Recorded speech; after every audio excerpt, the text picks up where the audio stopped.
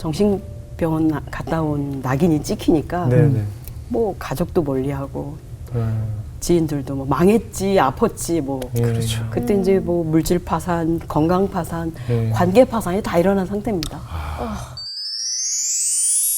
그랬더니 그 후에 이제 또 사업이 좀 번창. 네, 그러면서 이제 제가 열심히 하나님 사랑하고 이렇게 하는 중에 이제 남편 하는 일이 예. 누구 동업자를 만나가지고요. 예. 30대 초반쯤에 네, 잘 돼서 저희가 순식물성 화장품이라고요. 네. 그 기능성 화장품, 예. 목욕용품이에요. 외국에서 예. 수입해. 미국이나 뭐 유럽 뭐 이런 데서 수입해온 화장품들인데 네. 그게 이제 올림픽 끝나고 이렇게 굉장히 떴어요. 네. 매장에 400개 정도 대리점이라고 했죠. 와. 그때 당시는 대리점이라고 표현을 그렇죠, 썼어요. 그렇죠. 일종의 프랜차이즈죠, 그것도. 그렇죠. 네, 그래서 그걸 하면서 저희가 잘 나가게 됐어요. 예. 남편이 막 방송에도 나오고 아침 방송에 그 유망업종으로 막 소개도 되고요. 와. 네, 그것도 일을 이제 저도 같이 예. 네, 그 일에 좀 돕기도 하고. 전공이랑 사실 전혀 상관없는 건데도 어떻게 예. 또 그러네요. 잘 네, 되네요. 네. 우리가 사실 전공대로 사는 사람이 별로 안 돼요. 그렇죠. 맞아요, 전공과 맞아요, 상관없는 맞아요. 사람들을 많이 살잖아요. 네, 근데 저희 남편을 가만히 보면요. 예. 어머니 밑에서 장사하는 집에서 자랐잖아요. 아, 그래. 사업 수완이 좀 있어요. 그렇죠. 국문과 나오긴 했어도. 예. 네, 그래서 국문과가 아니었네. 국문과. 네.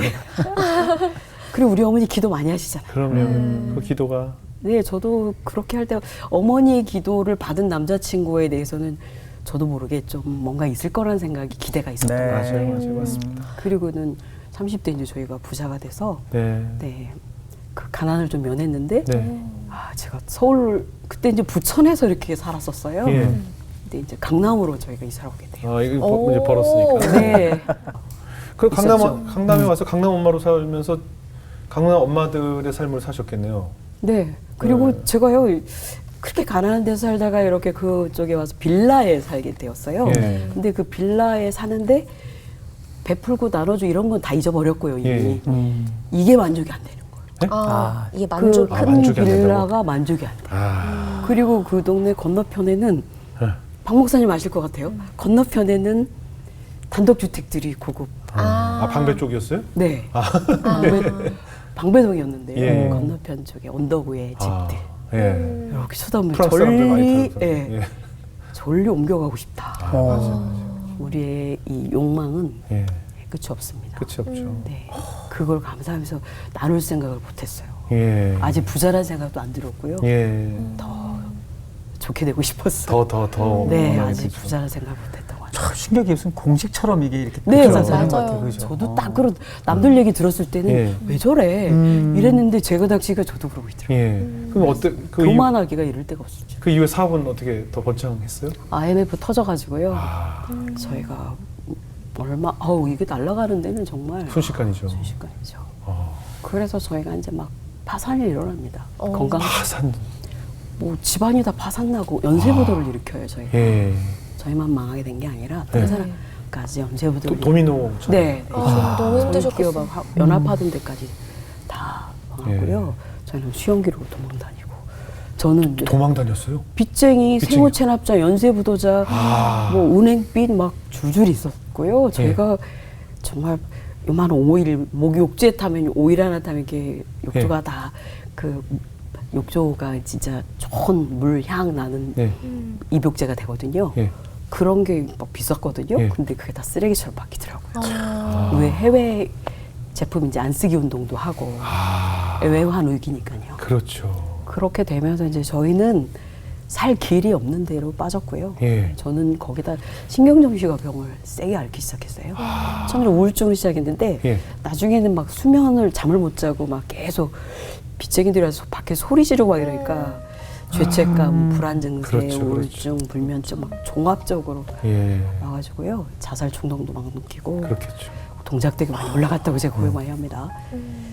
그러면서 이제 제가 신경정신과 병원에 입원도 하고 호떡 장사도 하고 요리학원에서 설거지도 하고 이런 이제 시간이 와요. 근데 저는 지나고 보면 그 시간이 저를 하나님 자녀로 만들고 고치시고 치료하시는 시간이었다는 생각이 나중에 들더라고요. 그때 당시에 좀 망해서 고생했다. 망해서 광야 진짜 내쳐졌다 막 이런 생각을 했고요. 그냥 제가 단순하게 생각을 했었어요. 예. 망했고 하나님 뜻에 어긋났고 물질을 준 건 축복을 잘 관리 못했고 이렇게 생각을 했는데 네. 지나고 봤더니 하나님이 처음에는 자녀로 잘 이렇게 잘못된 거 막 고치시고 치료하시고 이렇게 하시고 그 다음에 다음 단계로 이제 또 하나님이 축복도 하시고 사명도 주시고 이렇게 쓰시는 것 같아요. 저 같은 예. 경우인데 제가 워낙 저는 제 자신을 가시나무 같았었다고 표현을 요즘도 많이 하고 있는데요. 예.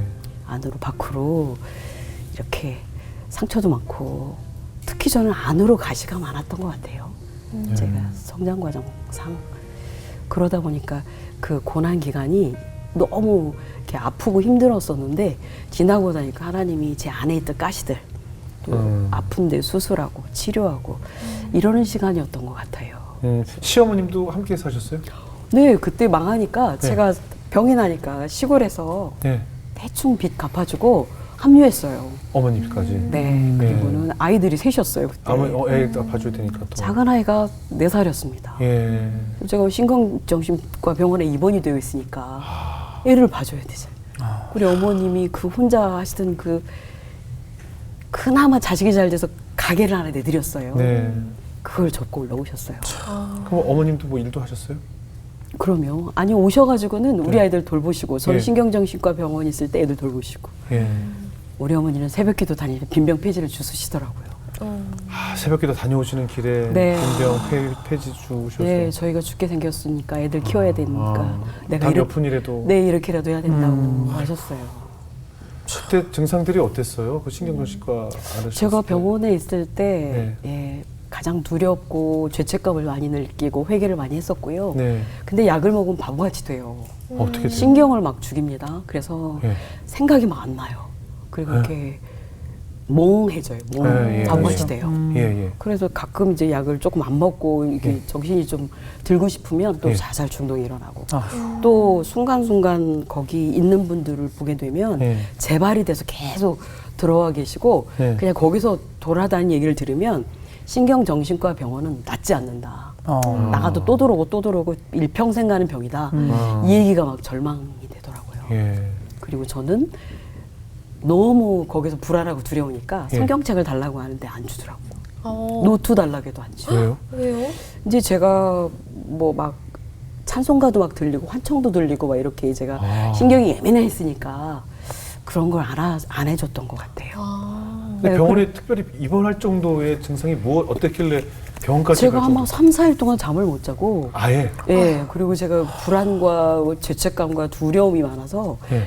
집에 있는 뭐 조금이라도 이상한 거를 막 제가 다 버리고 아이들 방에 연예인 사진 다 뜯어버리고 예. 제 책꽂이에 있는 거죠. 인생 12진법 이런 책들은 하나님 뜻에 맞지 않는 책이야. 예. 다 빼서 태우고 예. 이렇게 제가 민감하게 너무 민감해지는 거예요. 뭐 환청도 죄책감 들리고 때문에. 그래요? 네. 환청 환상. 계속 찬송가가 어디서 계속 들리는 거예요 귀에. 찬송가가 들려요? 네네네 그런 것들이 이제 의사한테 얘기하니까 이거 그리고 자살 중독 그냥 죽고 싶은 거예요 계속 이렇게 이제 나는 끝났다 이런 생각이 많이 들고 그래서 들어가서 이제 약을 먹으니까 좀씩 좋아지면서 헛것도 보이고 그래요? 헛것도 좀 봤죠. 사단들이 막 시커먼 것들이 막 여기저기 집에? 앉아 있는 느낌이 막 들어요? 거예요. 예. 본 것까지는 아니고요. 느낌. 저를 막 짓누르는 느낌이 좀 났어요. 그러니까 이제 의사가 들어보고 이거는 이렇게 집에 두면 안 된다 해가지고 특히 잠을 일도 잘 수 없었어요. 그래서 병원에 입원하니까 예. 위험하니까 제가 예. 제가 했고. 격리네요. 어떻게 격리죠. 격리시킨 거. 신경정신과 병원은 철망으로 되어 있습니다. 입구가. 겨우 들어간 문이 착 닫혀요. 감옥같이. 진짜 입원까지 하게 되면 사실은 그걸 받아들이기가 또 쉽지 그렇죠, 않잖아요. 그렇죠. 내가 지금 네. 그렇죠. 어떻게 여기에 지금 들어와 있나 네. 이런 그렇죠. 것도 더 그래서 힘들어질 수 네, 있고. 네. 가서 거기서 이제 제가 생존해야 되니까 어떻게 될지 몰라서 제가 가장 거기서 집중했던 건 네. 계속 주기도문 사도신경. 다른 거는 아무것도 떠오르지 않고 이 두 네. 가지는 이것도 딱딱딱 외워지지 않아요. 약을 먹으니까. 다음 문장이 떠오르지 않는 거예요. 그럼 하루 종일 그 다음에 뭐지? 그 다음에 뭐지?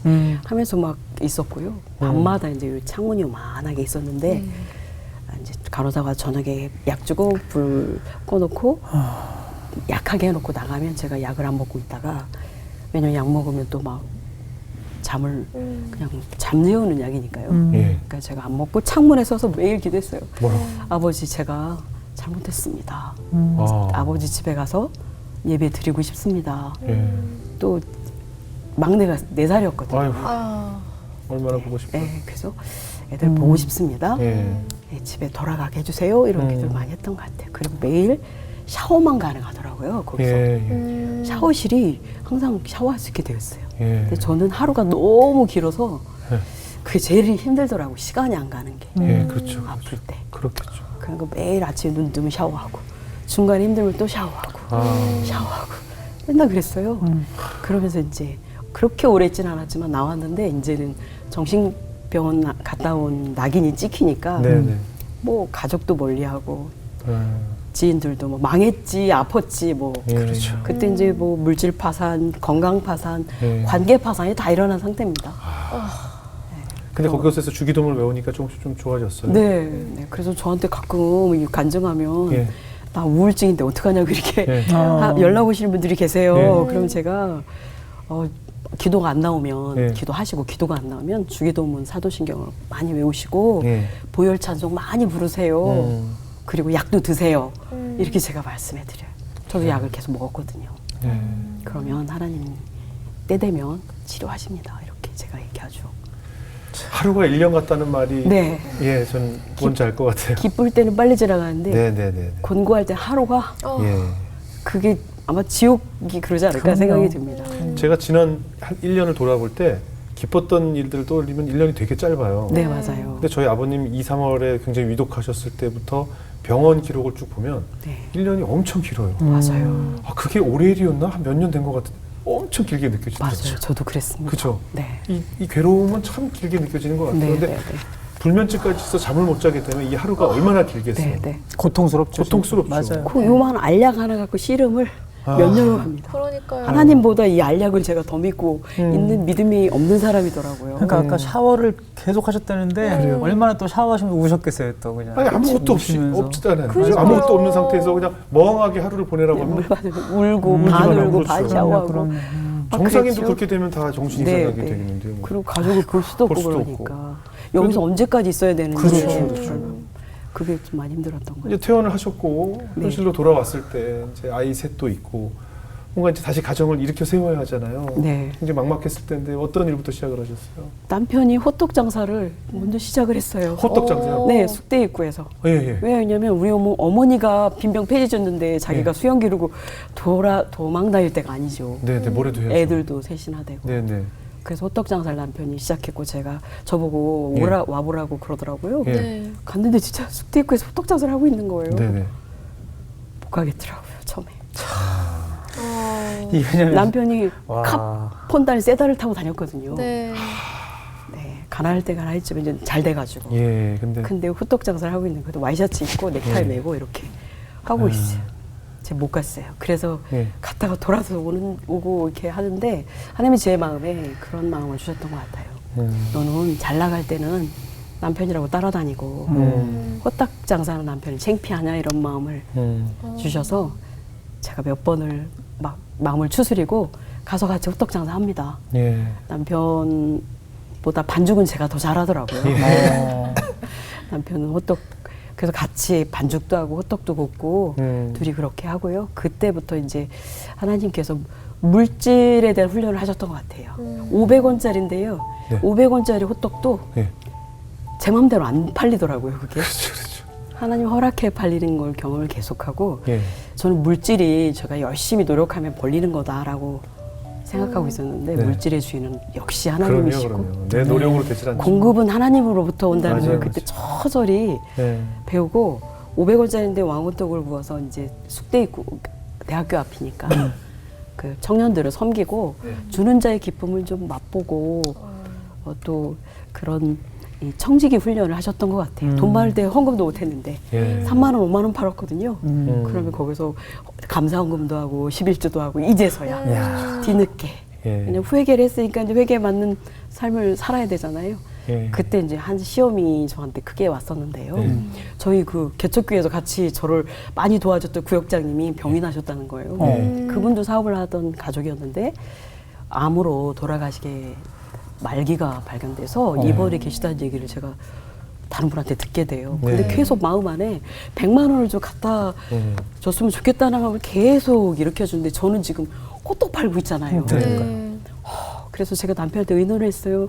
난 이분한테 받은 은혜가 너무 큰데 이 100만 원을 어떻게 갖다 드리면 좋겠는데 저는 후회될 것 같다. 이분 돌아가시고 나서. 예, 예. 잘 될 때 좀 찾아뵀었어야 되는데. 예. 그랬더니 남편이 야 지금 우리 형편을 봐라. 하루에 5만 원, 3만 원 팔고 있는데 그랬어요. 네. 근데 제가 너무 그게 간절하니까 남편도 그러면 모아보자. 이렇게 해가지고 저희가 결국 이제 모아서 그분을 찾아가요. 아유. 배가 복수를 매일 빼신다 하더라고요. 곧 돌아가실 거라고 병원에서 얘기했대요. 그래서 그분한테 저도 기도하고 그분도 저한테 기도해주고 예.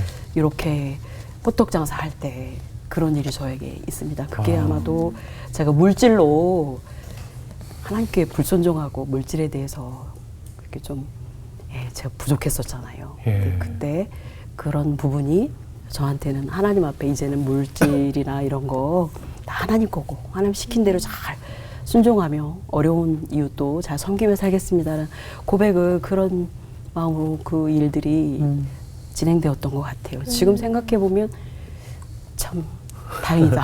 그렇게. 그리고 그분 남편분이 아내 돌아가시고 예. 우리 회사에 나중에 기업이 잘 됐을 때 예. 우리 회사에 오셔가지고 부사장도 되시고 우리 기업을 세우는데 큰 역할을 하셨고 큰 역할을 해주셨어요. 야, 남편분이 사업을 하던 분이었기 때문에. 찾아가길 잘하셨네. 네, 그래서 그분 섬긴 게 나중에 또 그렇게 저희한테 그렇게요. 은혜가 돼서 기업을 세우는데 강 사장님이신데 그분이 예. 오셔서 엄청 저희들 도와서 기업을 예. 탄탄하게 세우는데 일조해 주십니다.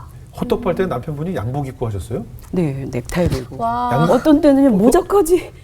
아니 보통 호떡을 파시 아니 뭐 네. 호떡을 팔아도 양복 입어도 되긴 되지만 불편하잖아요.